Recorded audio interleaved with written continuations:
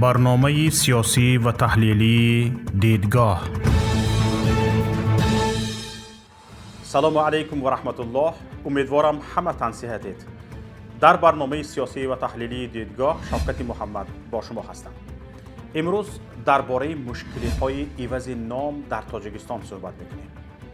عوض نسب با پیوندکی آو و برعکس از بینبری آو. حجت‌های پر از خطایی که صدها شهروندان کشور را در مهاجرت به سرسانی آورده است. عوض نام باشد یگان تنظیم ندارد. بی‌سرابان است. حتی نامیوز کنی خودی رئیس جمهور و فرزندانش چند اشتباه‌های مسخره آمیز دارد.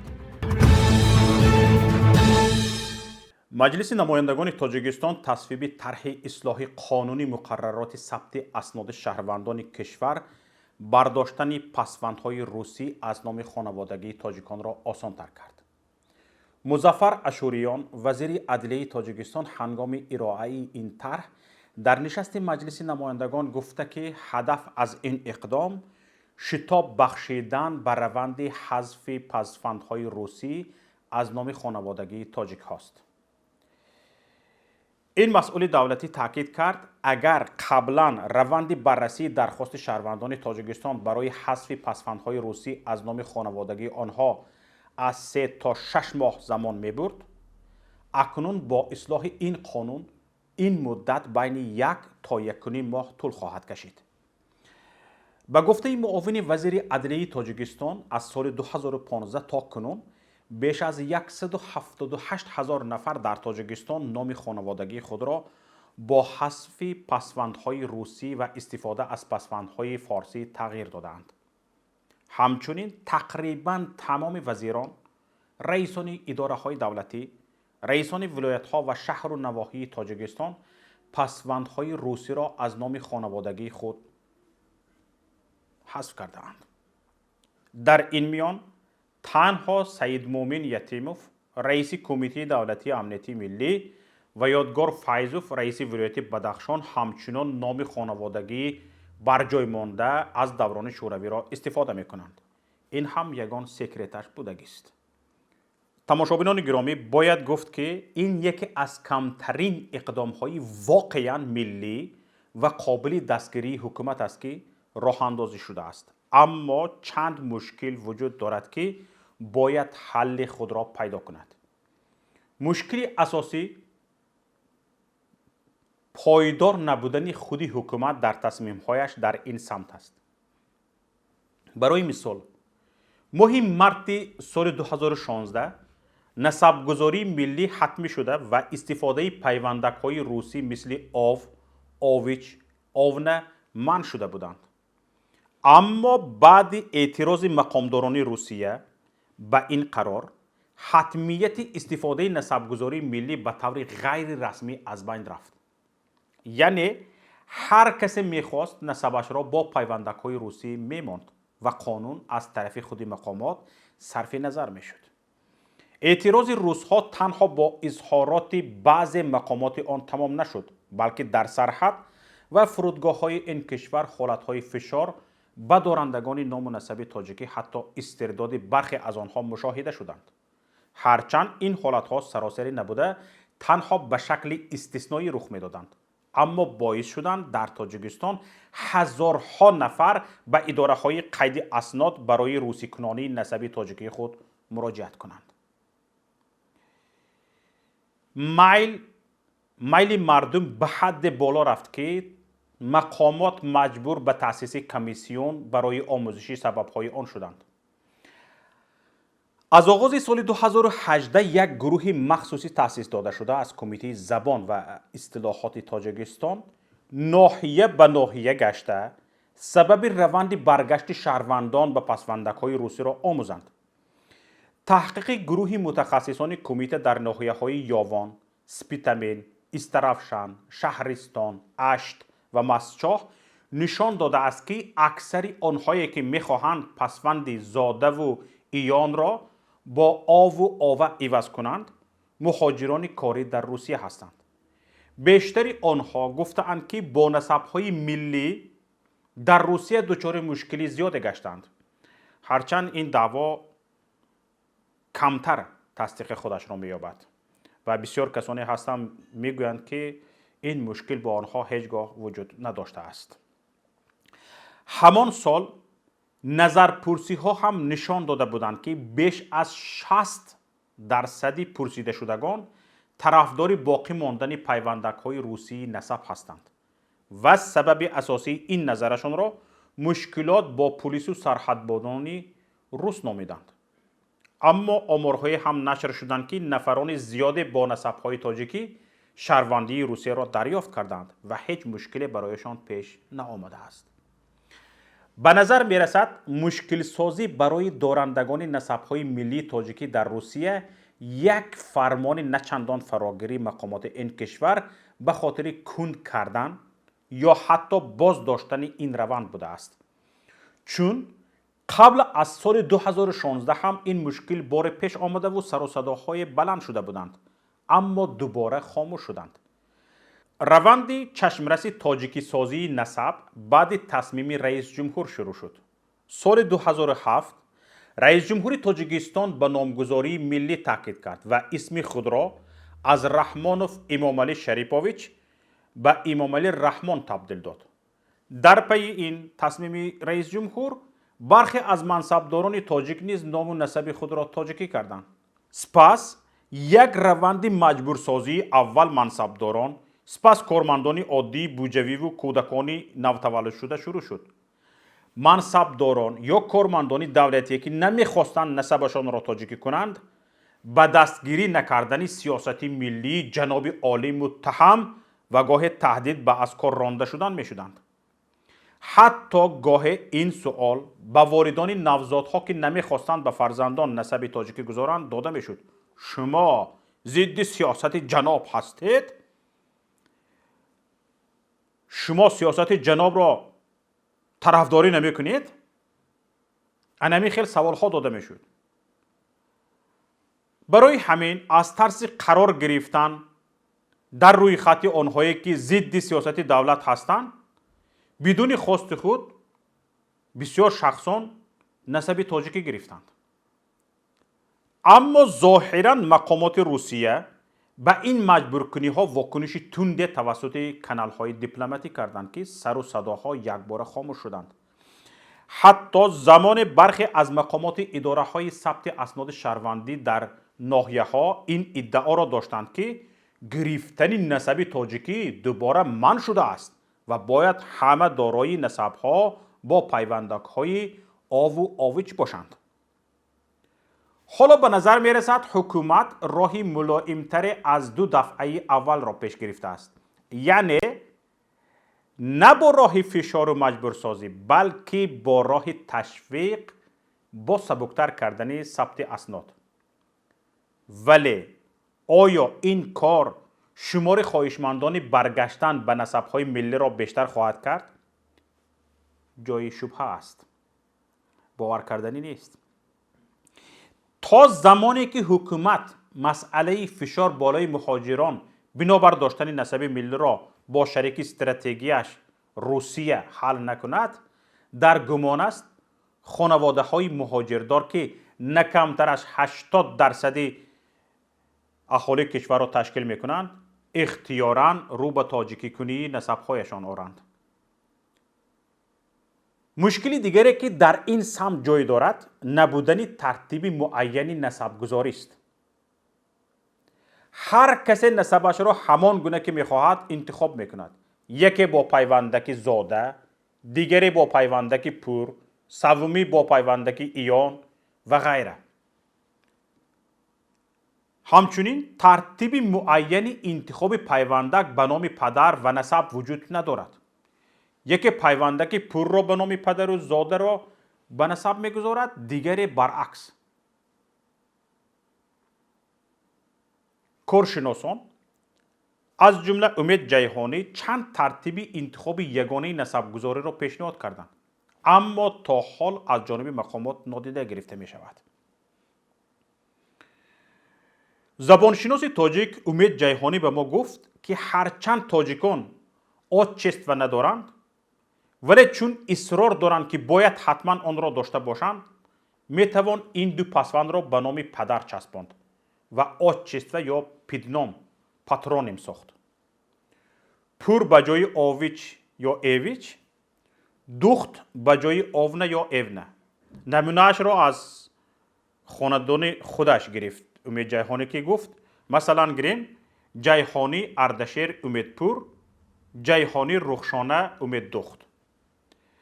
با گفت جیهانی با پور که معنایش پسری کسی فرزند پسر است، میتوان نام خانوادگی هم ساخت.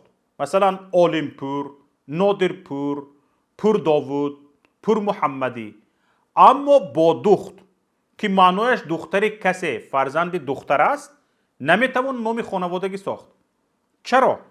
زیرا در تاجیکستان هم چون بیشتر کشورهای جهان نام خانوادگی از پدر به فرزند داده می شود. با دیگر سخن این پسوند را میتوان به جای پسوند روسی آونه یا ایونه به کار گرفت، نه به جای پسوند آوه یا ایوه. امید جیهانی میگوید در قدیم با پسوند دخت نامهای زنانه سیندخت، پوران دخت، ایران دخت و توران دخت ساختند. از معاصران میتوان نامهای دوران دخت و قادر دخت را یاد کرد که در واقع آچسته هستند، نه فامیلیه. اما امید جیهانی زبانشناس تاجیک نبودن نظام نامگذاری در کشور را در نبودن کارشناسان حرفه‌ای در حکومت و پارلمان کشور می‌داند. با اینکه در تاجیکستان قانونی برای نامگذاری شهروندان تصویب شده است، ولی روش نامگذاری هنوز هم کمبودهای دارد و این کمبودها بیشتر برخواسته از متن قانون هستند، نه اینکه از مردم چون اشتباه سر زند.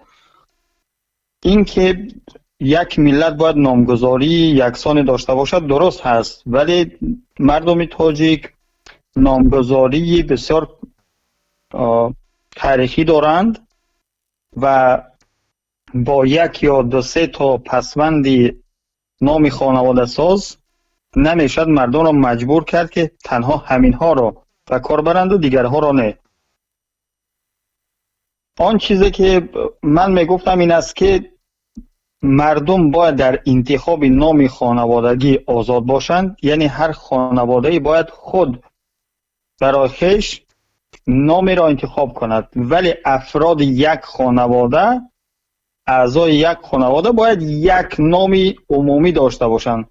مثلا جیهانی که نام خانوادگی من هست، برای من، همسرم، فرزندانم یکیست، برای فرزندان آنها نیز همین خواهد بود، برای نبیره هایم، ابیره هایم و تا 77 پشت پس باید همین یک نام باشد، نام خانوادگی. نه اینکه در هر یک نسل نام پدر رو بگیرن و نام خانوادگی انتخاب کنن، چنانکه که ما در تاجیکستان میبینیم. مثلا نامدارترین خانواده در تاجیکستان خانواده خود رئیس جمهوری تاجیکستان هست. من همان را نمونه میارم. خود رئیس جمهوری تاجیکستان چند سال پیش نام خانوادگی خود را رحمان گرداند و شد امام علی رحمان. برخی از فرزندان وی همین نام را پذیرفتند، مثلا یکی از دخترانش آزاده رحمان نام دارد رسما، اما پسرش رستم امام علی شد. چرا؟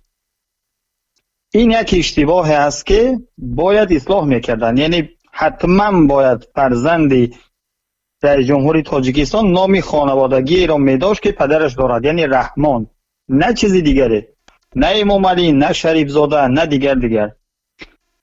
اگر در خانواده خود رئیس جمهور چنین گوناگونی را میبینیم، پس از دیگران چی توقعی داریم؟ پس اینجا نه تنها قانون اشکال دارد، بلکه در خانواده ها نیز به این نتیجه نرسیدند که باید یک نام را فراگیر برای کل اعضای یک خانواده یا یک دودمان انتخاب کنند.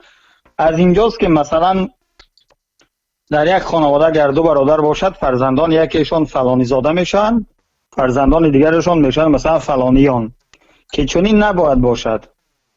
همه باید یا فلانیان باشن یا فلانی زاده.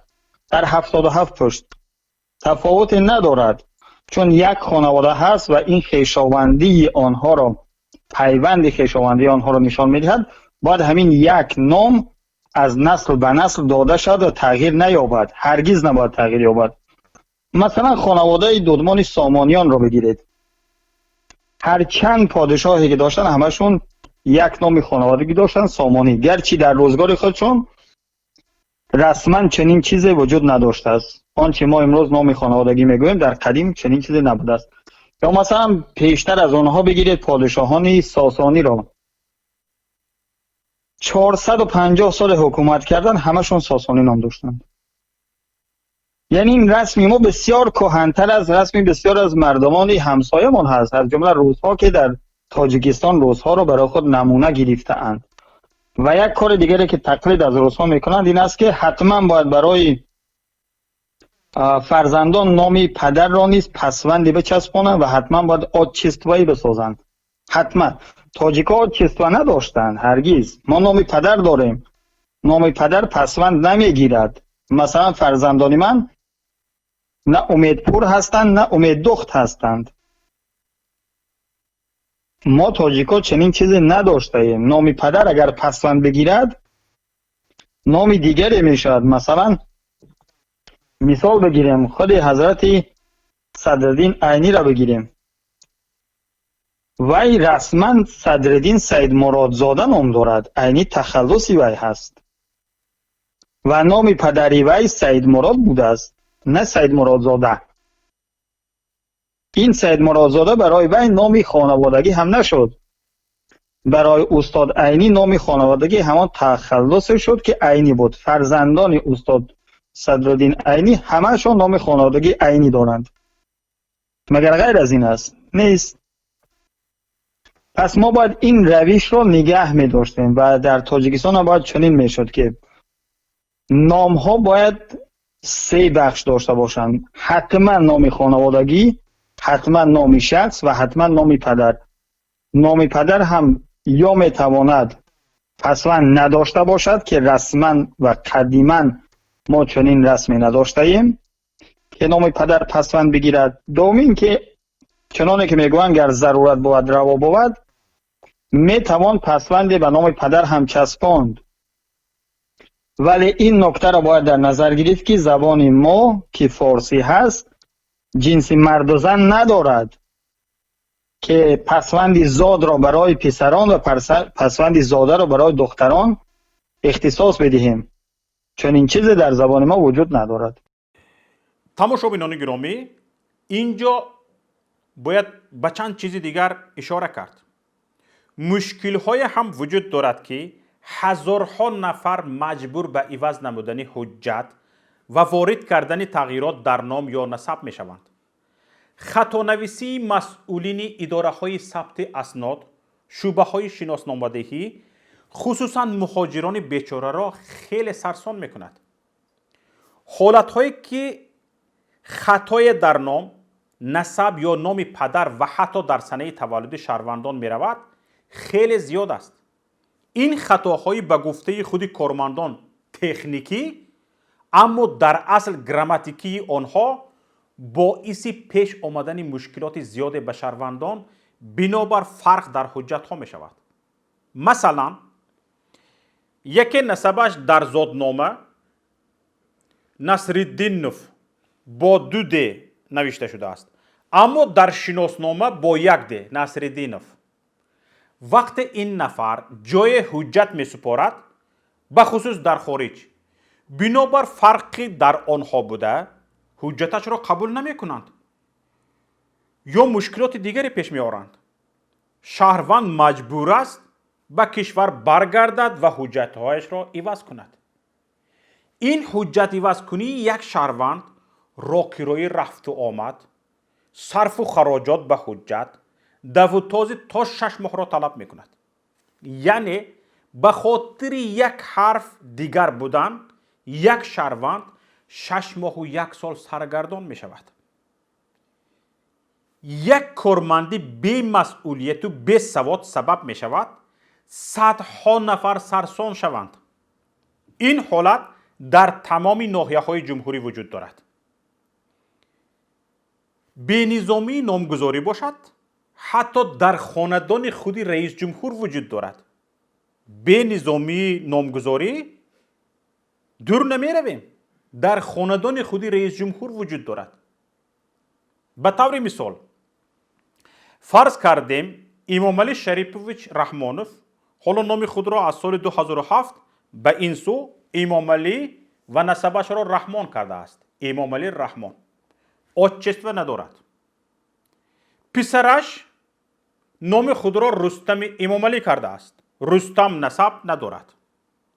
پدر отчество ندارد، پسر نسب ندارد، فامیله ندارد.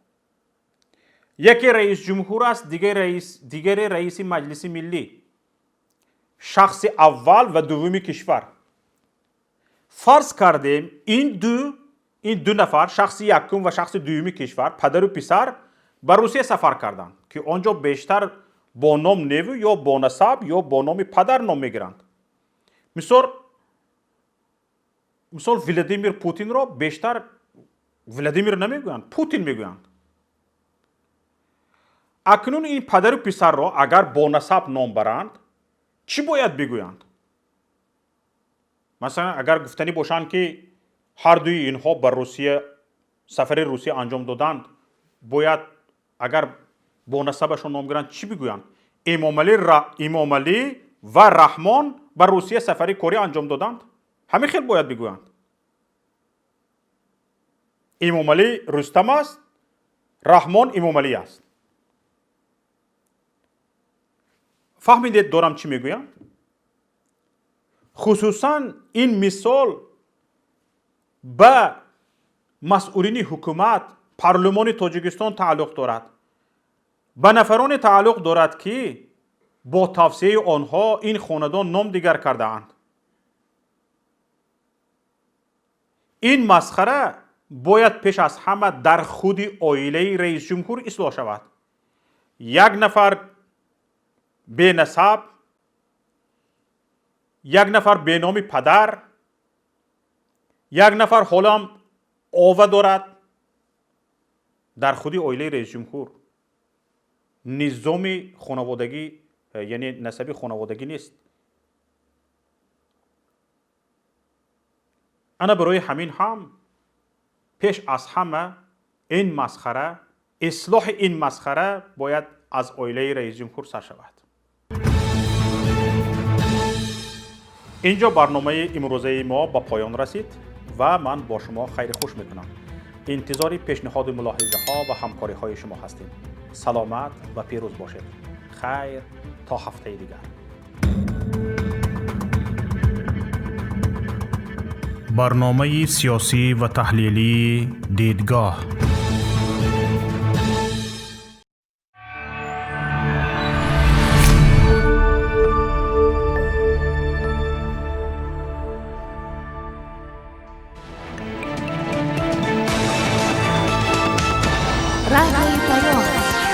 در فضای سیاست صدای جدید. رادیوی پیام. علم، فرهنگ، نوید. رادیوی پیام. مشورت، بحث، گفت و شنید. در تمام دنیا روی رسانه اینترنتی رادیو پیام .net